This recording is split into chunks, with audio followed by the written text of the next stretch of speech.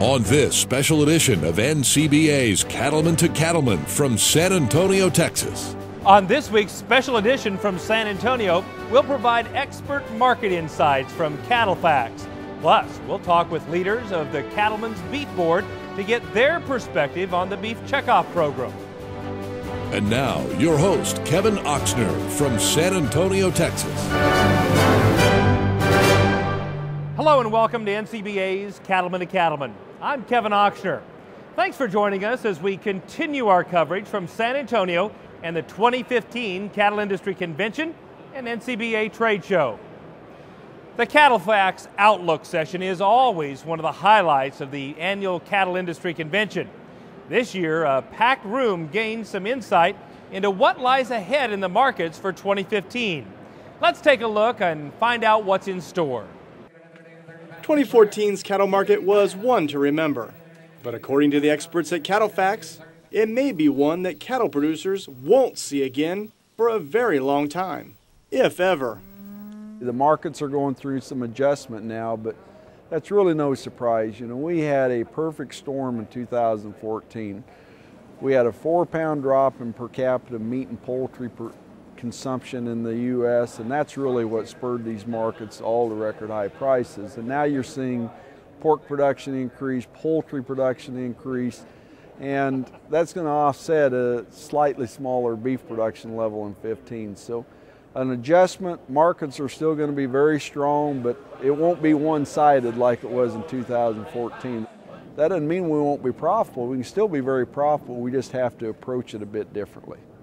Still, at the CattleFax Outlook session, there were plenty of reasons for cattlemen and women to be optimistic.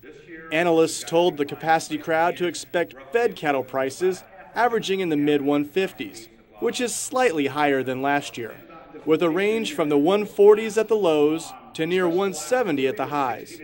A lot of this is thanks to record high beef demand, and U.S. beef exports could set new highs in 2015.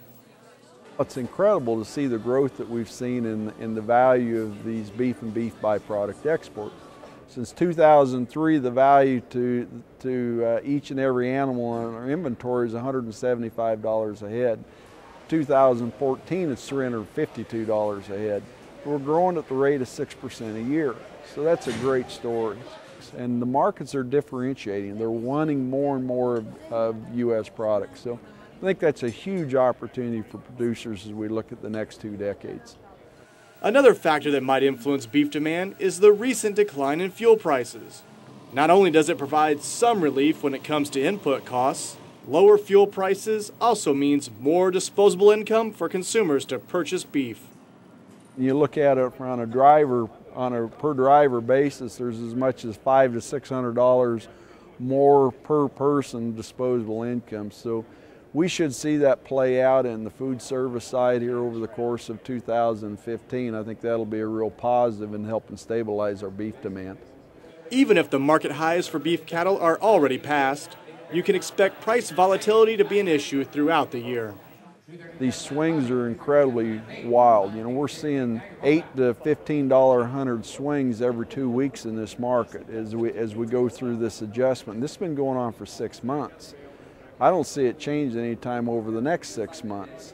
So as you look forward in here, producers are going to have to really put the risk management hat on. When there's a margin out there, they got to capture. Things are going to be, you know, a little up and down, but fairly good for the next few years. I think it's a good reminder he's got that we got to keep an eye on our costs. Don't let our production costs creep up on us, take all our profits away. Although cow-calf producers will remain in the driver's seat for the year ahead, Block added that growing supplies of cattle and beef over the next few years would go a long ways towards normalizing prices. That's what we need to do. We need to stabilize our herd. If we're going to stay in the middle of the plate or in the center of the plate as an industry, we got to grow. We have to respond to this economic signal, and we're doing that. Reporting from San Antonio, Texas, I'm Brad Bulla for NCBA's Cattleman to Cattleman. Now, it's no secret that the regulatory and legislative environment in Washington, D.C. hasn't always been friendly. But recently, the NCBA team has managed some impressive wins on Capitol Hill. Despite those wins, cattlemen and women still have some important messages for our elected representatives. Let's hear what they had to say. If we're talking about the stalemated Congress that we often hear so much about in Washington, I'd say let's work together and move the United States forward again to the great leading nation that it is worldwide. My message to Washington would be, don't spend any more than you take in.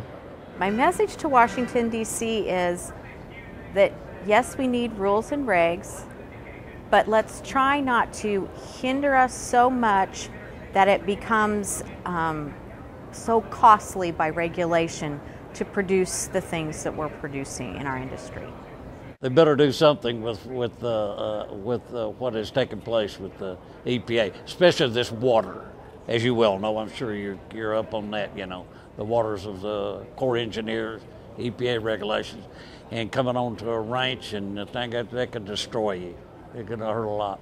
My message is to keep fighting for the beef industry and for the beef producers. There's a lot up against us right now between the Clean Water Act. There's a lot with the PETA and, you know, animal welfare and everything. And I think the biggest thing is that they just need to keep fighting, keep telling what we really do as producers, and that the beef we produce is wholesome, it's safe, and we're treating our animals properly. And I think they just need to keep pushing that issue and just keep fighting for the producers across the country. Well, I think it's really important for everyone to realize that we have a huge challenge coming up in feeding our population, and some of the estimates we have on the challenge of 2050 and so forth. And so the ranchers need to be able to run their businesses in a manner that they can meet that challenge. And it's good for everybody if they can do that. So we need a hands-off approach and let managers be managers. Just fight for the cattlemen's rights and keep the grazing opportunities going. The old adage is true, just leave us alone. You know, we as cattlemen have been doing this for generations. We know what we're doing a good job, we're doing our best to provide a good, wholesome, healthy product. We're taking care of our land and the environment to the best of our abilities. And so certainly, you know, politicians need to realize that farmers and ranchers, we're the good guys, we're the solution to the problems, and we're not the problem. I want them to learn about the industry and to make the right decisions. Talk to those that are in the industry and get our point of view before they make that vote on the Hill. Cattle producers are always concerned about what's on the horizon in Washington, D.C. that could impact their operations back home. Joining me now to talk about some of these issues is Christina Butts, Executive Director of Legislative Affairs for NCBA. Thanks for joining us again this year. Thank you. Thanks for having me. You work on a number of both regulatory and legislative issues back there, Christina. Highlight a few of the ones that you're working on now. Well, obviously looking into 2015, an issue that's going to be near and dear to our membership is the dietary guidelines. We're in the final stages of that actually coming to fruition here in the next few days. But then we're also working on WOTUS, Waters of the United States, and just really kind of our second phase of what we can do to kind of pull back that regulation entirely, that proposed rule that EPA put forward. Trade continues to be a hot topic in Washington when we start looking at Trade Promotion Authority as well as the Trans-Pacific Partnership, and just seeing what we can do to help our government negotiate those deals and get a great deal for American agriculture, but specifically the cattle industry. And then also on the animal health front, looking at the proposed rules to allow fresh and frozen beef from Brazil and Argentina. So that's still going to continue to be a focus for our membership into 2015. Read a lot about dietary guidelines recently. Tell folks what that is and why it's so important to the beef industry. So every 5 years, the Department of Health and Human Service, HHS, and USDA, the Department of Agriculture, they create a scientific advisory committee. And this advisory committee is tasked with reviewing the latest nutrition research to see if we need to update the previous guidelines. So we did this in 2010, and what a lot of people don't realize is that in 2012, NCBA began our involvement and engagement in the 2015 dietary guidelines. So for the last year and a half, they've actually had a whole host of meetings with this advisory committee. Some were public, some were not public, but they were televised by webcast, and they had an open comment period. So NCBA, we submitted multiple numbers of comments in the scientific process, and really where our concern came from was their seventh and final meeting in December. And that's when the advisory committee really went an unprecedented route, and they decided to remove lean meat from what they consider to be a healthful diet. So obviously NCBA submitted comments sharing our concern with the advisory committee moving in this direction. We also shared more than 30 years of scientific research that shows the benefits of lean meat and beef being part of a healthy diet. So where we sit right now is we're waiting on the scientific report to be made publicly available by the secretaries. When that happens, and we expect that to happen in February, there will be a comment period. And that's really when we need cattle producers, moms, consumers, anyone involved in nutrition and public policy from that standpoint to engage in the comment process. What a lot of people may not realize is these dietary guidelines, they're really the policy foundation for school breakfast and school lunch programs, our military feeding programs, our senior and summer feeding programs. So really we need to make sure that they're based on science and that they're accurate, and we need to make sure that a lot of grassroots involvement is engaged in this process. So again, the next steps after the report is released is to provide public comment, or what else should we be doing? That's exactly right. So I think talking to people right now, and one area that we've been focusing on is working with dietitians or people involved in the medical community that have an interest in agriculture or enjoy beef as part of a heart-healthy diet or just a diet in general. So what we're doing is reaching out to them to ask if they would also help engage in the overall comment process, because USDA and HHS, they need to hear from all sides in this discussion. So it's going to be important that we have a great turnout from a scientific community, from a producer community, from a consumer community, just to make sure that this public policy doesn't get so far out there that we're not able to pull it back. And I understand USDA is also working on a new rule for mechanically tenderizing meat, is that right? They are. Can you update us on that? Sure. So the Food Safety Inspection Service of USDA, which is the regulatory arm from a safety component, for the last few years they've been looking at how should we label, and if we do label mechanically tenderized beef product, what should that label look like? So for the last 2 years, NCBA has been involved in these conversations with the agency. We've also provided a lot of comments and some input from consumer research that's been conducted by the industry, just really talking to them about what that means from an informational standpoint for consumers, but then also what it could also mean on kind of adding more language and more words to an already crowded label. So we did expect that to come forward by the end of 2014. Right now we're hearing it's still in its final stages at the Office of Management and Budget, which is the final clearinghouse before a final regulation can go into effect.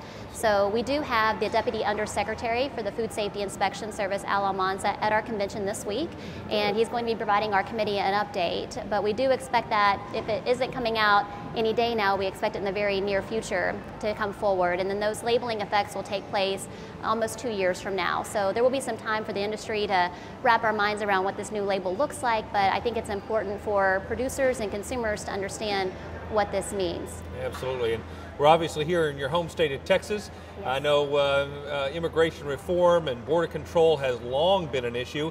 Do you expect to see any progress on either of those issues? You know, there's really been a lot of conversation in Washington with obviously the executive orders that the president has put forward. There's a lot of talk even today on Capitol Hill about immigration in general when you look at the Homeland Security funding bill that failed to pass in the Senate today. But in general, I think that it will be a discussion point in Washington that most will take very seriously this year.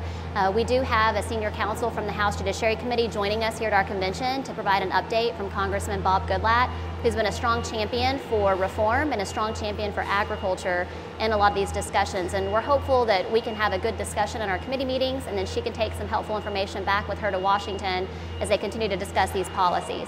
Well, I hope you enjoy your return trip to Texas, but get back to D.C. because we need you back there, Christina. Yes, sir. Thank you. Thank you.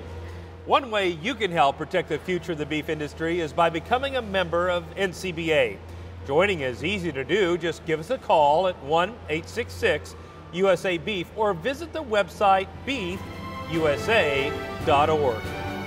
Still ahead on NCBA's Cattleman to Cattleman, we'll talk with Kim Brackett, chairwoman of the Cattlemen's Beef Board, and Polly Rulin, Beef Board CEO. Plus, we'll have more coverage from the Cattle Industry Convention in San Antonio. Don't go away. We'll be right back. You're watching NCBA's Cattleman to Cattleman on RFD TV.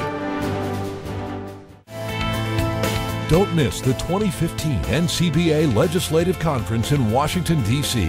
It's your opportunity to meet with key congressional and federal agency influencers and to let them know where cattlemen and women stand on critical issues that impact the cattle business and our way of life. Make plans to be in Washington, D.C. March 24th to the 26th for the 2015 NCBA Legislative Conference. Together, we can do more. Details at beefusa.org.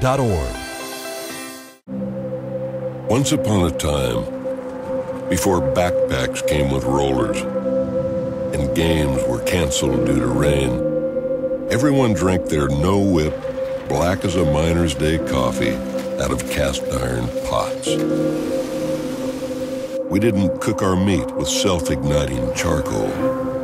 Companies didn't hire praise teams to make sure we got enough pats on the back. You had to earn them. Thankfully, there are still a few of us left who believe in hard work, determination, and guts.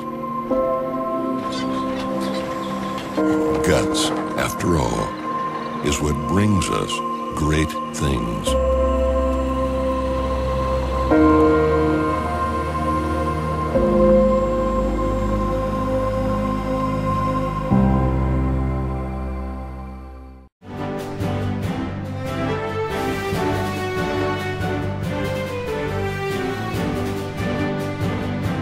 Welcome back. The NCBA trade show in San Antonio was a record breaker with nearly 7 acres of exhibits. You can find everything from cowboy hats and boots to cattle chutes, skid steers, balers, cattle genetics, and much, much more. Let's take a closer look in our trade show spotlight. Coming to you from San Antonio, I'm Candace Weedo with another trade show spotlight. We have Nikki Acker here with Ram Trucks. Nikki, I know that Ram Trucks has a long-time commitment to the agriculture industry. What does that mean for cattlemen and women?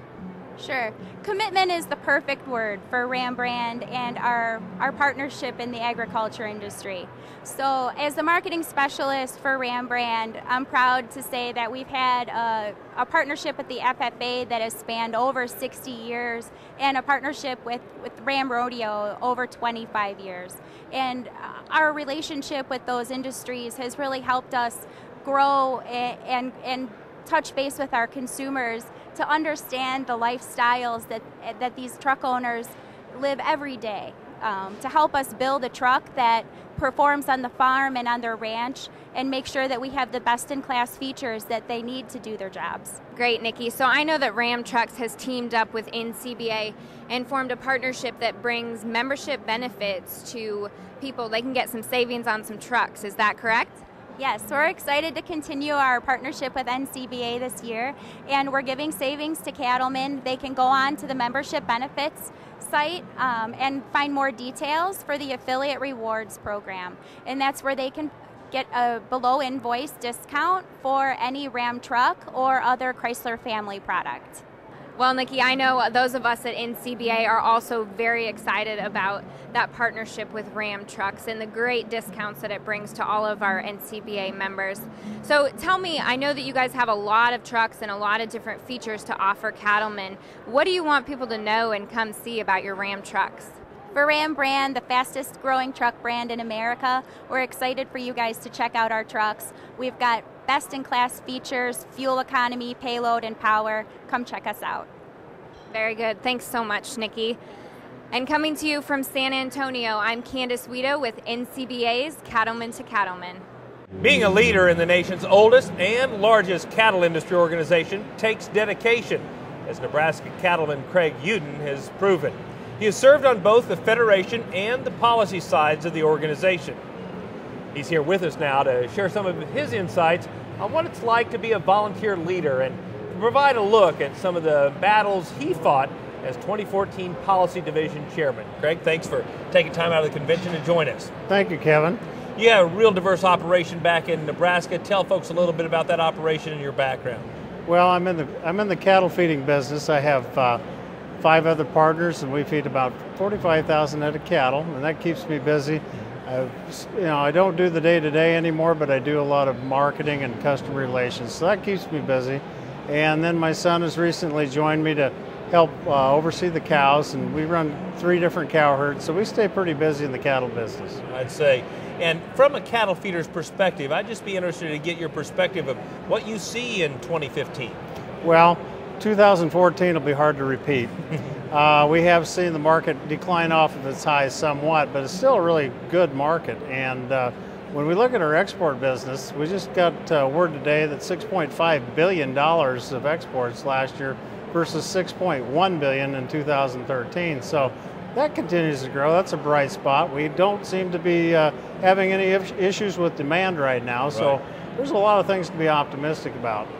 And as we mentioned in our introduction, you've served both on the Federation side as well as the policy side. I'd be interested to have you share with our viewers what it's like to see both sides of the organization. Well, you know, I got into the Federation side years ago, and I stopped by and listened to an operating committee. And so I went back home and was elected to my beef council. And as one would have it, I got on the operating and moved through those changes. So we've seen tremendous improvements in the product as far as quality, safety. New product development's been a huge thing in the last 10 years. And you know, at the time we were raising a lot of value out of cuts that normally used to go into the grind. That's right. And so we did a lot of things there. We moved the thing along. We've changed committee structure, made it more nimble. Really get a lot of bang out of our dollar that people spend on the checkoff. So it was very positive. Give me that perspective from the sales side. So before the Federation, I've always done a lot of work with my state and also NCBA and policy. So I came back on the policy side and decided to go that route. So it's been a very interesting year. It's been at times questionable what was going to happen, but at the end it worked out pretty well. Well, I'd be interested to know, clearly it requires a whole lot of commitment and even more time to serve that many years at leadership posts on both sides of the organization. Why do you believe so firmly in the organization to commit that much time? Well, I think it starts even back when I was a young man, when my dad would always go to the NCA at that time. And every time he'd go, he'd bring back a new idea. And I think what you get, what you put in, you receive. And I think that's the key to getting involved with any organization, particularly NCBA, is when you go to a meeting, you're going to learn something to take back to your operation. And as we just heard through the general session today, that is thinking outside the box and keeping, adapting to change and moving forward and keeping one step ahead. You bet. And as Policy Division Chair this last year, Craig, you've seen the Washington D.C. landscape up close and in person. What insights would you share from that experience? Well, you know, it was pretty much gridlocked for most of the year, but things did get done at the end of the year. You know, with the Farm Bill, there was some drought relief that was real positive for a lot of rural America, and that really helped a lot of our producers because of issues with both drought and the disaster that we saw in South Dakota. The 179 tax extenders at the end of the year all benefited the industry. We discussed the 96 versus the 85 checkoff, and at the end of the year, it went back that we're going to continue to work with the Beef Checkoff Working Enhancement Group to try to further the checkoff as we know it today, and that's producer-driven. Very good. Thank you for your continued leadership and commitment to our industry. Thank you, Kevin.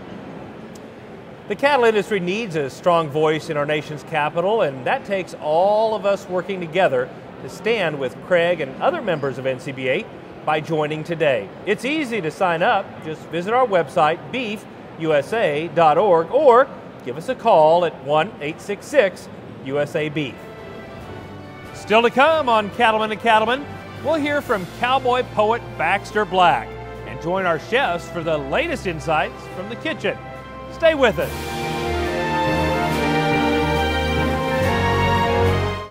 New Holland is the undisputed leader in hay tools. We give farmers a wide range of innovative equipment that increases efficiency and productivity all year round. Because to us, smart means providing a smooth, clean cut with faster dry down, plug-free conditioning, and superior bale density. And smart means leaving less hay on the field to feed more livestock in less time. That's New Holland Smart. Visit your local New Holland dealer today. No storm is too powerful for New Purina Wind and Rain Storm Minerals, formulated with ultimate weather resistance. That means more minerals in the feeder and available to your cattle. Wind and Rain Storm minerals provide more consistent intake and balanced mineral nutrition to optimize herd health and breedback rates. See the difference at your local Purina dealer or visit cattlenutrition.com. Wind and Rain Storm minerals, another way Purina is building better cattle. It's the official monthly publication of the National Cattlemen's Beef Association. The National Cattleman is produced exclusively for NCBA members and includes coverage of the news and events affecting our industry. Every issue includes market analysis, feature stories, and practical management tips. Start receiving your copy of The National Cattleman. Call 866-USA-BEEF or go online to beefusa.org and join today.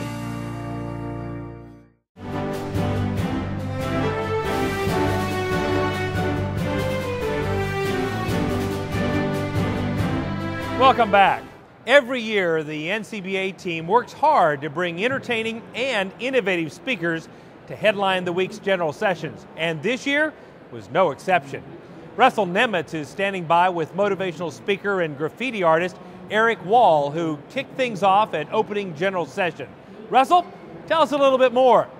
Well, as we continue our coverage from the 2015 Cattle Industry Convention and NCBA Trade Show, one of this year's featured speakers was Mr. Eric Wall, a very well-known artist where he calls San Diego, California his home. And Eric, my first question is, how did you get roped into coming to the Cattle Industry Convention here in Texas? I was notified many months ago. This was fun for me. I understand this is the Super Bowl of the cattleman industry, so to get the opportunity to come and share in San Antonio to kick things off on a high note, truly an honor for me, and actually different for me. You know, I'm a corporate keynote speaker. A lot of what I'm doing is talking to, finance or oil or pharma, some school boards, some hospitality. When I get the opportunity like this, I jump at it because it's not within the strike zone of what I normally do, and I get the opportunity to learn a great deal about an entirely new industry. You said you did do a little bit of research into the U.S. beef cattle industry. What was some of the things that you learned getting ready for today's speech? Well, first of all, test driving a number of different types of beef. Make sure that I'm getting my full range of nourishment along the way, and delicious, men. Keep up the great work, and women. Thank you. But for me, it's been the opportunities and challenges. Where's the organic growth? The last 2 years have been spectacular in the beef industry. Where have those margins come from? What are this? What's the SWOT analysis going forward? Where's the threats and the opportunities? What does the growth look like? So for me, it's learning who they are, what they do, and how they nourish our country. So what is going to be your message here in San Antonio? Well, it's going to be to think differently. The consumer is changing radically. Stories are changing. There's overregulation. The politics are changing. The economy is changing. The beef industry is going to change. Your consumer is going to change. So with that, we've got to expand how we think, how we approach the marketplace. And a lot of it's going to be sharing your story. For them, there's so many good things, positive things that are going on within the beef industry, is now amplifying that to scale. Not just assuming that their good work is going to be thumbs up and everyone's going to take notice of them. They've got to actually push it out and do the marketing behind that for other people to recognize it, so they're not overcome with Hollywood films like Food Inc. or negative media attention, that you control your own destiny here for the future of the beef industry. Now, I have to ask you, you're a well-known artist. Are we going to see some of your paintings here? You absolutely will. That's what I do. I'm not coming to just deliver a keynote, deliver a message. It's I'm having some fun and tailoring a lot of my paintings toward the farm ag community, and very much looking forward to that, because that's not normally what I get to do. It's a lot different music, different imagery, different paintings. Today's special, customized for the cattleman, and it's going to have a lot of unique, fun surprises. Well, we thank you for coming to San Antonio and joining us here at the convention, and for joining us on Cattleman to Cattleman. Thank you, Russell. I appreciate the opportunity. Thanks, guys. All right, one of this year's featured speakers, artist Eric Wall from San Diego. With that, Kevin, we'll send it back to you. Thanks, Russell. And we'll be right back with more from the 2015 Cattle Industry Convention and NCBA Trade Show after this short break.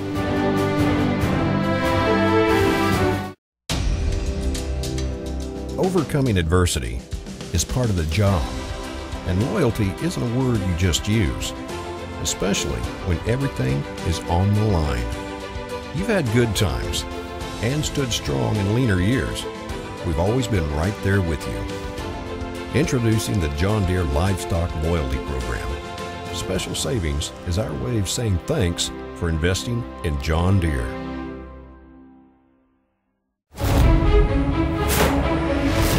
Some call it a come-from-behind victory, an unlikely win, a reversal of fortune. The feeling of snatching victory from the jaws of defeat. This is our moment, our victory dance, because we choose confidence. We choose Zuprevo for BRD treatment. Are you going to do this every time we treat a calf with Zuprevo? Absolutely. Well, all right then. Don't let BRD interfere with his performance. Treat him with Zuprevo and get him back to his home pen.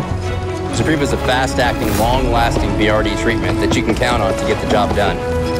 Ask your veterinarian to prescribe Zuprevo. Choose confidence. Choose Zuprevo for Merck Animal Health.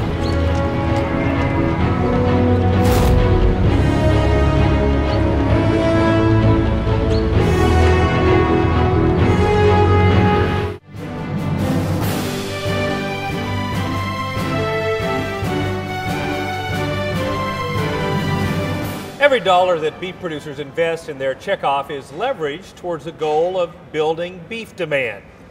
Joining me now to talk more about these efforts is Kim Brackett, chair of the Cattlemen's Beef Board, and Polly Ruland, CEO. Thank you, ladies, for being with us here today. Thank you. Kim, let's start with you. As one of the producer leaders of the Cattlemen's Beef Board, tell folks a little bit about your operation in the Northwest. Well, my husband and I, we have 4 children, and we own and operate a cow-calf and stock operation. We're based in Idaho and California. And tell folks what it's like to lead this organization, and perhaps more importantly, what would you identify as some of the key achievements during your tenure? It is an amazing honor to serve as chairman of the Cattlemen's Beef Board. It has been a responsibility that I didn't take lightly over the past year. You have to really make sure that all of the decisions that your officer team makes are in the best interest of the entire cattle industry, and at the same time maintain your focus on what the checkoff is tasked with doing, increasing beef demand. For achievements, when I look back over my time on the Cattlemen's Beef Board, I can see several achievements, but they might not be visible to all of our stakeholders. For example, we have improved our internal processes, which has really helped increase the cohesiveness on our board. We've reached out to different industry organizations, which has helped us to improve the checkoff's relationship with all of our stakeholders. And we have changed our committee structure, which has allowed us to more tightly align with the strategic goals of the long-range plan. Polly, you're the CEO of the Cattlemen's Beef Board. Tell us about some of the other work that the Beef Board does. Well, the Beef Board is in charge of administrating the Beef Checkoff program, which means that we oversee contractors who do the actual program work. We also work on collections compliance, making sure that everybody pays their fair share, and evaluation of programs. So every program that the Beef Checkoff funds is evaluated at least annually for effectiveness, and those are published evaluations. Those are just some of the things that the Beef Board is in charge of as part of the checkoff team. You know, there's some very important meetings going on, obviously, right here in San Antonio that will determine the future of the beef industry. And I would be interested to hear from both of you, what kind of consumer trends do you see occurring that are going to impact our beef industry? Polly? Well, I think one of the most important consumer trends that we've seen over the past year is our focus, like a laser, on millennials, specifically older millennial parents, as a focus for the beef market. Now, the operating committee, the producers on the operating committee last year made a very important strategic shift to focus on millennials in the digital space that they live in. Digital is a tool to engage millennials, and I think the key focus, the key shift that's been especially rewarding to me over the past year has been that shift away from talking at our target audience to talking with our target audience, and that is millennials, and digital is a way to engage them in that way. Really engaging them in a two-way conversation, it sounds like. Absolutely, and that's the way of the future, particularly with this audience. They don't want to be talked at. They'd rather be talked to and talked with. Kim, what would you add? You know, I was on the operating committee when we made that decision, and I think some of our discussion at that time was understanding how different these millennials are from previous generations. They are intensely focused on food, and they want to know about their food. They want to know where it comes from, how it was raised and produced, and how eating beef is going to impact and improve their health and well-being. And I think we understood that in order to have that conversation and have that impact with millennials, we need to do as Polly said. We needed to talk with them, and digitally was the way for us to accomplish that. That's outstanding. As a producer yourself, obviously you represent all of us that pay into the checkoff. What would you like other investors to know about the checkoff, how it's run, what it invests in after your tenure here on the Beef Board? That's a great question. I have learned a lot during the past 3 years serving as an officer on the Cattlemen's Beef Board, so that list could be rather lengthy. But I think the one thing that I would really like our investors to know is how grassroots-based our checkoff program is. When you look at all the folks who serve on our joint checkoff committees, and they're people from all over this country and from every segment of our industry, it's those producers on those committees who make the decisions about priority programs for the next fiscal year, which priorities are most important in the next fiscal year based on our consumer landscape. They weigh in heavily on which programs should be funded in that fiscal year. And then they follow up and they do the evaluation of those programs. Were those programs effective? Did they meet their stated objectives? And to me, that's what a grassroots-based checkoff program looks like. And Polly, what would you like investors to know about how their checkoff dollars are being utilized? You know, the most important thing I think that a lot of investors don't realize, besides the things that Kim mentioned, is that all the decisions in the checkoff are based on research. In other words, producers read market research. Producer leaders understand product research and safety research and nutrition research.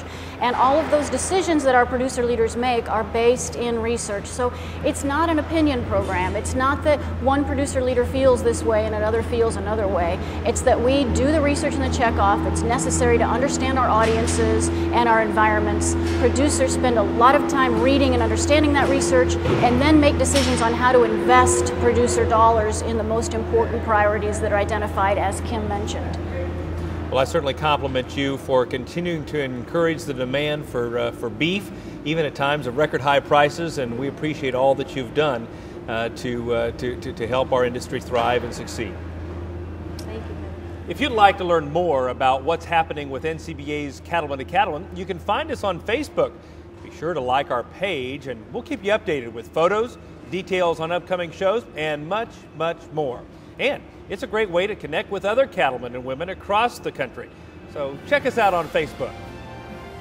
Don't go away, we've got cowboy poet Baxter Black just ahead. This is yours, and so is what grows there. Not theirs or theirs, yours. You need this to fight this and this to grow more this. Because the more of this you feed them, the less this you spend on that, which leaves more of this here. Don't let them take this from you. Chaparral takes care of weeds and brush, and that's that. Hi there, I'm Joey. And I'm Rory, and welcome to our farm outside Nashville, Tennessee. When we go to work, whether it's on tour or here at home, we wear the West. That's right, where it's that perfect snap shirt or that perfect pair of boots. When you wear Roper, you wear the West. Learn more about us, Joey and Rory, and about Roper Western Wear at eroper.com. Telling the truth and being real, and feeding my family a home-cooked meal. That's important to me. That's important to me. And planting the garden and watching it grow. Hello, I'm Kevin Ochsner, host of NCBA's Cattleman to Cattleman. Each week, we travel the country to bring you the latest cattle industry news and information. Check us out at cattlemantocattleman.org or on Facebook and Twitter.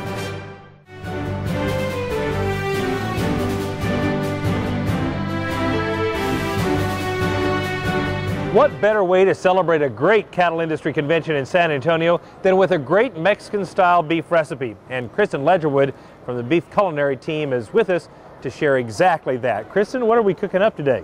Well, thanks for having me, Kevin. You Today bet. we are cooking up some Mexican-style beef sausage. Super. So this is actually one of our 7 beef sausage recipes. Okay, yep. And we are in the production of working on some more recipes. So that way you can bring home beef sausage really fast and easy to your household. That's great. So it's as simple as taking a pound of ground beef. Yep. And all about the spices, and isn't it? then just adding some spices. Yep. Yeah. So I've already, just for the sake of time, I've already got some ground beef started here. So we're just going to break this up a little bit and get that cooking. Yeah. And want to get a little bit of some color on there. Right. So we're not going to put the spices in before. I mean, this really is something that's done afterwards. You can do it either way.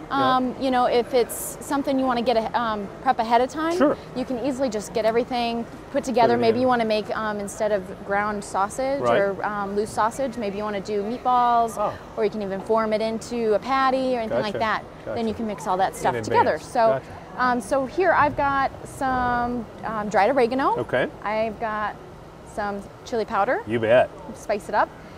This one's a little different. We have some red vinegar. Really? And that gives it a little bit of a tang that you might be familiar with some of that sausage, that Spanish style. Some smoked paprika. Okay. And then finally we're going to have some garlic powder. Oh, okay. Super. So I'm going to actually just go ahead and I'm going to mix all these up together. Yeah. So that we get them nice and mixed up. Super. Just stir that up a little bit and we're going to just add it to our ground beef. You bet. Okay. And then we'll finish Smells up great. with our vinegar.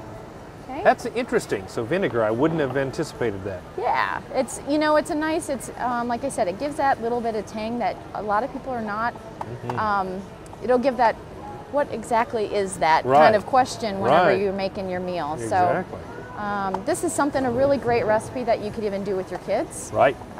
Really hard to mess up. So, and you can do, you can make this and make it into anything. Right. So at home I make this and I can throw it into a quick enchilada casserole or something like that. Well, I was going to say probably a lot cheaper than buying those pre-made packets of spices that you make taco meat or what have you with.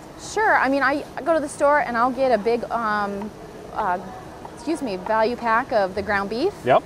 And then I'll divvy that out and then I can mix that into, you know, one meal I can make maybe some pasta, and another one I can make some sausage. Perfect. Real We've got flexible. some breakfast sausage, so you could even make something for the morning time too. So this is cooking. You're going to cook it to 160. Okay. And so for tonight, I'm going to make a little beef taco. Sounds perfect for Texas. And if you fold it the right way, you could even make a little burrito. Yeah. So we're just going to go ahead and add that in there. Smells absolutely delicious. You can, I don't know if you can, but you can. I can smell that red vinegar. Yes. And that paprika. It's very aromatic. Look at that, a little walking taco for us of some sort, huh? So I'm just going to take that. We're just going to fold up the outside edges together. We'll just fold that over, and then I'm just going to do a quick flip for our burrito. There we have it. And there we have it. Thanks so much for coming, Kristen, and sharing with us yet another versatile way to use ground beef. Thank you for having me. To find out how you can make your own Mexican-style sausage and other easy beef recipes, visit the website beefitswhatsfordinner.com, or you can always find them on our website, and that's cattlemantocattleman.org. Stay with us. We'll be right back.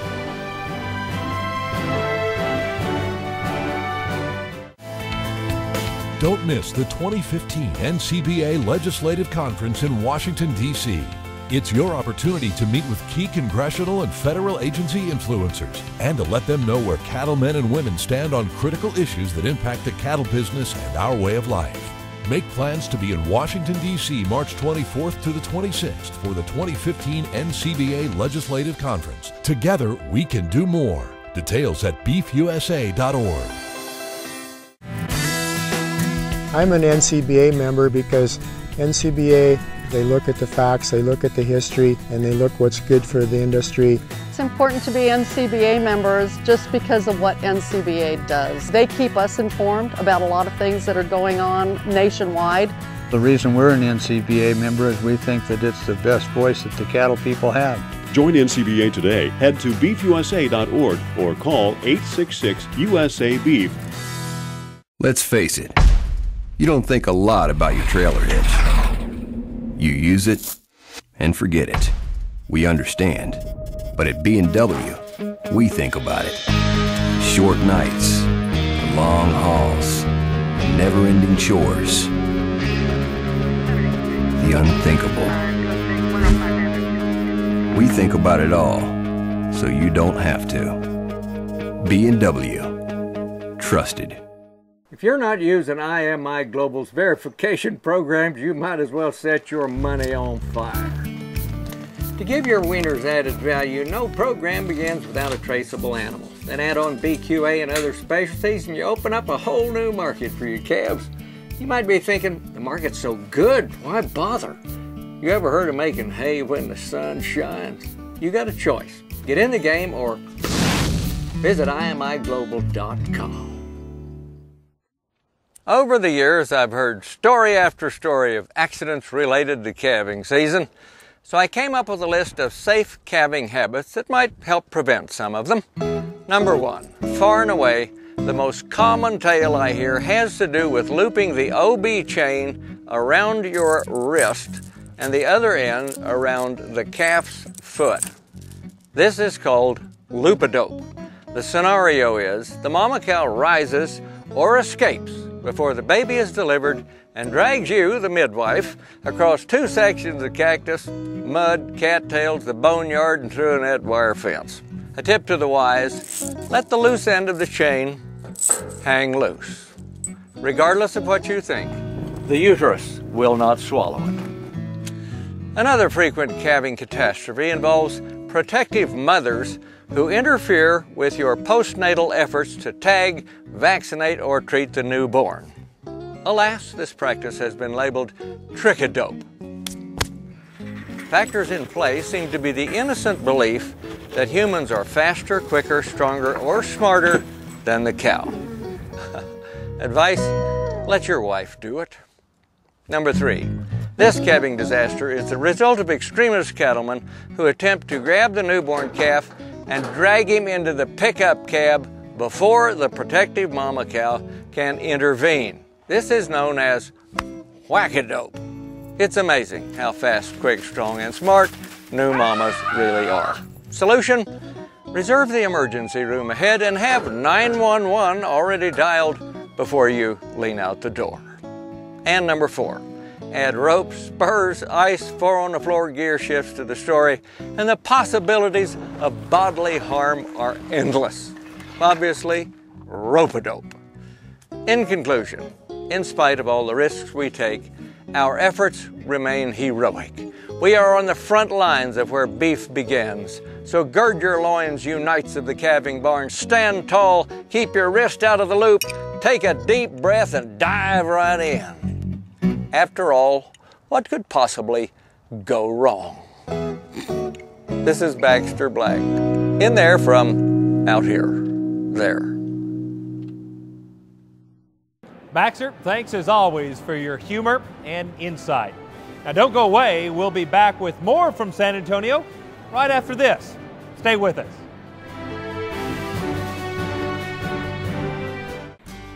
Want to help elect officials who understand the needs of the cattle industry? Then visit beefusa.org and check out the NCBA Political Action Committee online auction page. There, NCBA members can view and bid on a wide variety of exciting travel and merchandise, and the funds go to support NCBA's work in Washington, D.C. You must be a member to contribute to NCBA PAC, so don't wait. Join today. Are you a fan of Ford tractors? Then check out this special Classic Tractor Fever DVD, Fantastic Fords. It's an up-close look at Ford farm power of the past, featuring tractors of all shapes and sizes. We found fantastic Fords all across the U.S. and put them together into one must-have DVD that no Ford fanatic can resist. Some of these stories will never be seen on TV, but you can watch them again and again. Tell us about this engine. What kind of engine, how many horsepower, that type of thing? The engine's a 49 8BA Ford flathead. Order your copy of the Fantastic Fords DVD today by calling 1-800-888-8979 or visit the website classictractors.com. And don't forget to like our Facebook page to stay on top of the latest news and information from Classic Tractor Fever.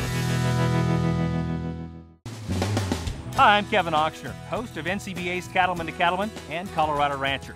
Join me each week as the National Cattlemen's Beef Association brings you the latest updates in industry information and market news. Plus, each week we provide important educational information and features on cattlemen from across the country just like you. And we can't forget our favorite cowboy poet, Baxter Black. Join me for NCBA's Cattleman to Cattleman, debuting Tuesday nights at 8:30 Eastern, right here on RFD TV.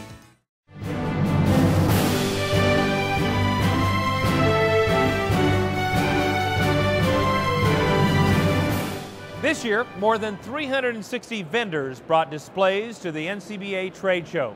Now, coordinating that effort requires months of planning and a few hard days of setup here in San Antonio. Our Cattleman to Cattleman cameras captured that work from start to finish with a pretty interesting time-lapse video. Let's have a look.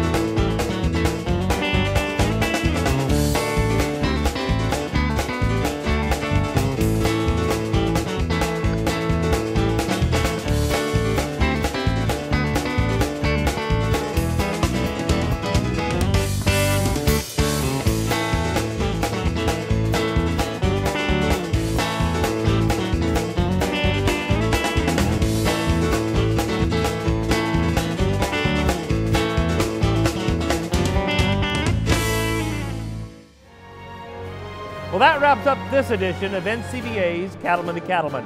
Thanks so much for joining us. We'll see you again next week right here on RFD TV.